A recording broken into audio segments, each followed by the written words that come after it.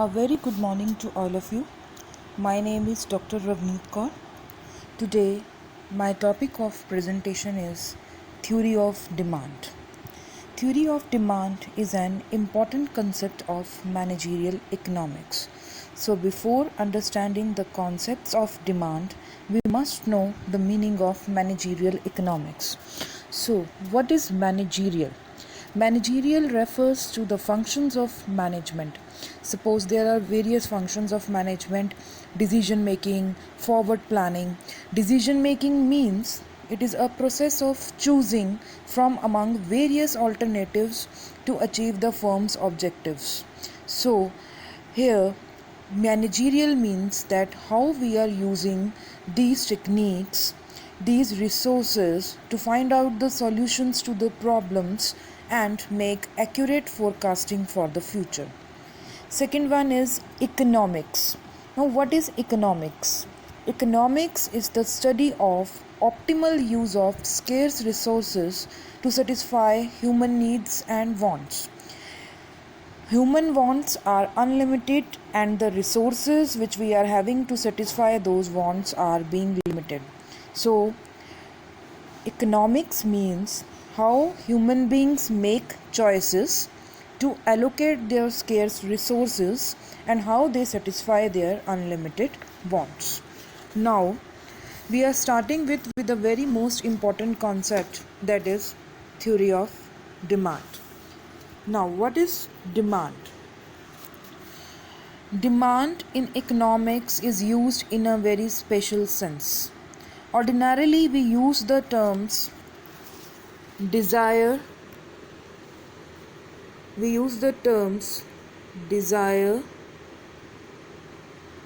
want, and third is demand. But in economics, these all three terms have different meaning. First is desire. Now, what is desire? Desire, you can say, is a wishful thinking. For example, if you desire to buy a color TV but do not have enough money with you, then this desire will remain a wishful thinking. It will not be called as demand.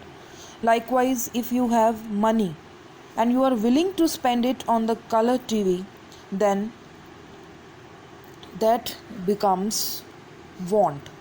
It is not demand, because it becomes demand only when you are ready to buy the color TV at a given price. So, demand is backed by the price and your willingness to pay for it. So, now what does demand becomes?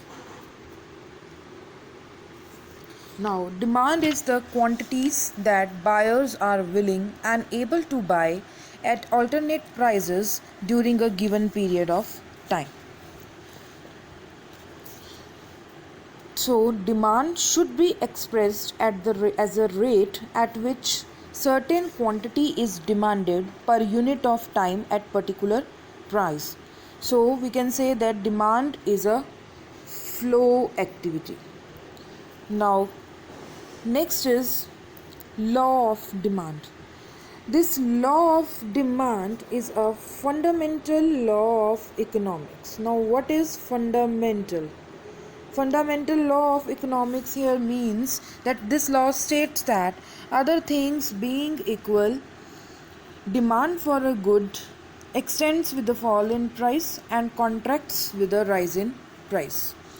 So we can say that there is inverse relationship between price of commodity and its quantity demanded. So inverse relationship here means that we can find out certain characteristics of demand. First is inverse relationship. Now, what is inverse relationship? Inverse relationship here means that we are talking about the relationship between demand and price, which is negative. If the price rises, then demand falls. If price falls, the demand goes up. Second is price is an independent variable and demand is an dependent variable.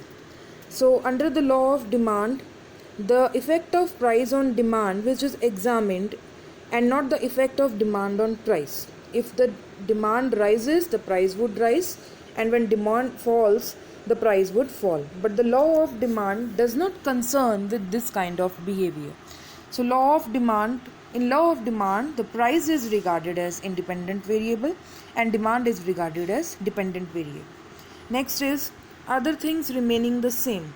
Other things remaining the same here means that we are talking about certain assumptions on which this law of demand works, which we would be covering in the next slide. Next is direction of change.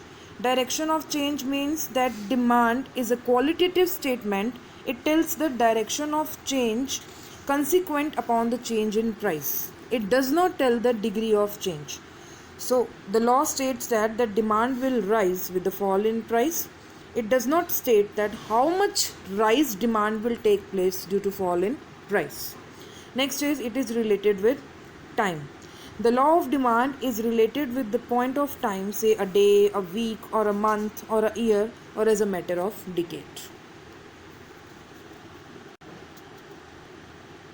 Now, there are certain assumptions on which this law of demand works.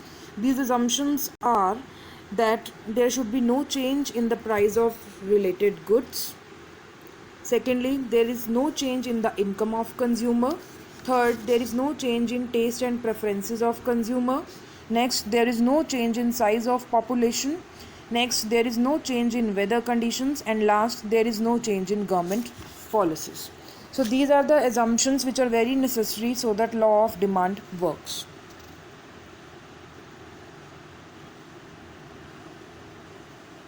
And the last one is explanation of the law of demand. So law of demand can be explained in two parts, that is demand schedule and demand curve.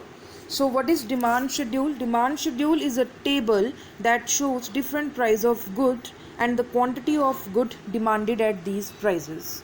And demand curve is a graphical representation of demand schedule. So that's all from my side for today. So today we discussed about the meaning of managerial economics, meaning of demand, and law of demand. Rest of the topics, that is demand schedule and demand curve, we would be covering in the next slide. Thank you.